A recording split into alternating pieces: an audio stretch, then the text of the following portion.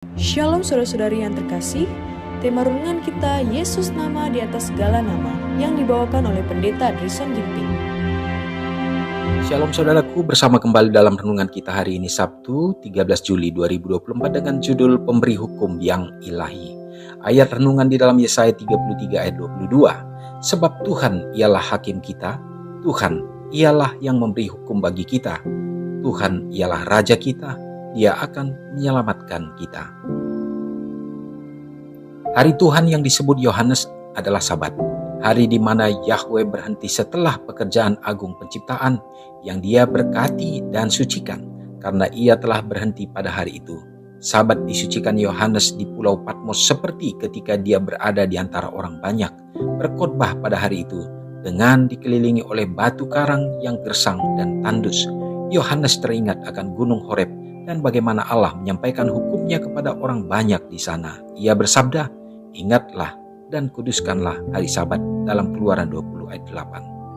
Anak Allah berbicara kepada Musa dari puncak gunung. Allah menjadikan batu karang itu bait sucinya.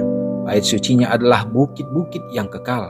Pemberi hukum yang ilahi itu turun ke atas bukit berbatu menyampaikan hukumnya yang didengar oleh orang banyak, agar mereka dapat terkesan oleh kebesaran dan pertunjukan kuasa dan kemuliaannya yang menakutkan, sehingga takut untuk melanggar perintah-perintahnya. Allah menyampaikan hukumnya di tengah-tengah halilintar dan kilat dan seberkas awan di atas puncak gunung, dan suaranya bagaikan suara sangkakala yang berkumandang dengan nyaring. Hukum Yahweh tak terubahkan, dan loh batu kemana hukum itu dituliskan adalah batu yang keras, menggambarkan hukum-hukum dan peraturannya yang tak dapat diubahkan. Gunung Horeb menjadi tempat suci bagi semua orang yang mengasihi dan menghargai hukumnya. Sementara Yohanes merenungkan pemandangan di atas Gunung Horeb, rohnya yang menguduskan hari ke-7 turun ke atasnya. Ia merenungkan dosa Adam yang melanggar hukum ilahi dan akibat menakutkan dari pelanggaran itu.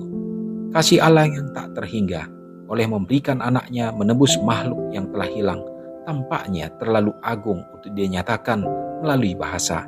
Sementara ia menyampaikannya dalam surat-surat kirimannya, ia meminta jemaat dan dunia memperhatikannya. Semua yang menganggap Sabat sebagai tanda antara mereka dengan Tuhan akan mewakili prinsip-prinsip pemerintahannya. Mereka akan mempraktikkan hukum kerajaannya setiap hari. My Life Today, halaman 259. Renungkan lebih dalam. Pesan apakah yang Yesus kirimkan kepada saya setiap kali saya memelihara kekudusan Sabat? Saudara yang kekasih dalam nama Tuhan, kembali kita diingatkan bagaimana kita harus menuruti akan hukum-hukum Allah. Hukum Allah adalah prinsip daripada kebenaran. Itu adalah merupakan karakter daripada Allah kita sendiri yang Dia berikan kepada manusia. Dan Dia tuliskan itu menjadi satu tanda peringatan untuk kita harus ikut sebagai anak-anaknya.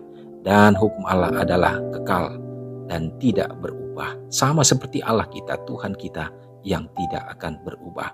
Dan yang terpenting bagi anak-anaknya, marilah kita dengan penuh kerendahan hati untuk menuruti akan perintah-perintahnya, mencari kebenarannya, dan mengikuti akan hukum-hukumnya dalam melakukan semua perintah-perintah itu, termasuk adalah pemeliharaan terhadap Sabat Allah, yang mana itu adalah merupakan peringatan terhadap penciptaan dan pernyataan bagaimana kita sebagai makhluk ciptaan daripada Tuhan kita. Saudaraku, biarlah kita hidup dalam kerendahan hati untuk selalu membiarkan akan dituntun oleh kuasa Roh Kudus Tuhan dalam mengikuti akan perintah-perintah Tuhan. Mari kita sama-sama berdoa. Allah Bapa yang bertahta dalam kerajaan sorga, terima kasih ya Tuhan oleh karena berkat Tuhan yang menjadikan kami, menciptakan kami manusia dan alam semesta ini ya Bapa. Dan bahkan di dalam keberdosaan kami berada di dalam kejatuhan oleh karena ketidakpenurutan terhadap hukum-hukum-Mu ya Tuhan. Tetapi melalui kasih karunia Tuhan Yesus yang berkorban menjadi bagian kami, mengambil tempat kami manusia yang berdosa, sehingga kami beroleh jaminan untuk selamat.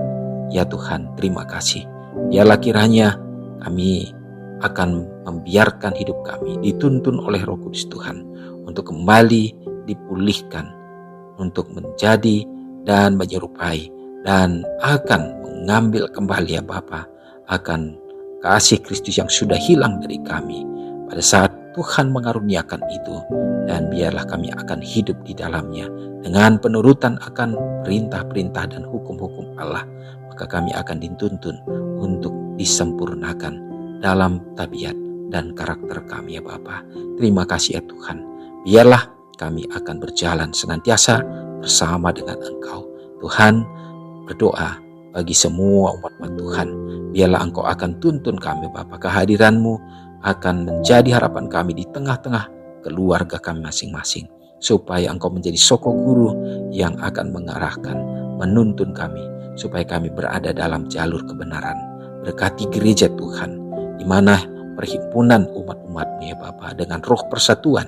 Supaya saling mengingatkan dan saling menguatkan untuk tetap setia.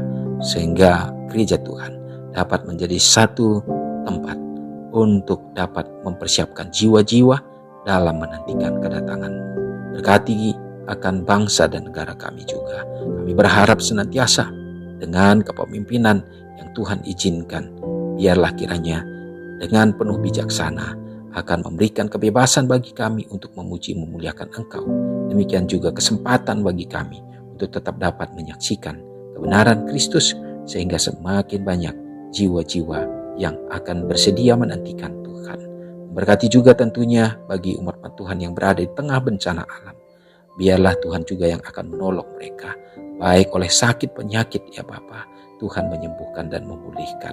Ya Bapa, demikian juga tentunya banyak umat Tuhan yang bersuka cita merayakan hari ulang tahun mereka, bersyukur atas segala berkat-Mu.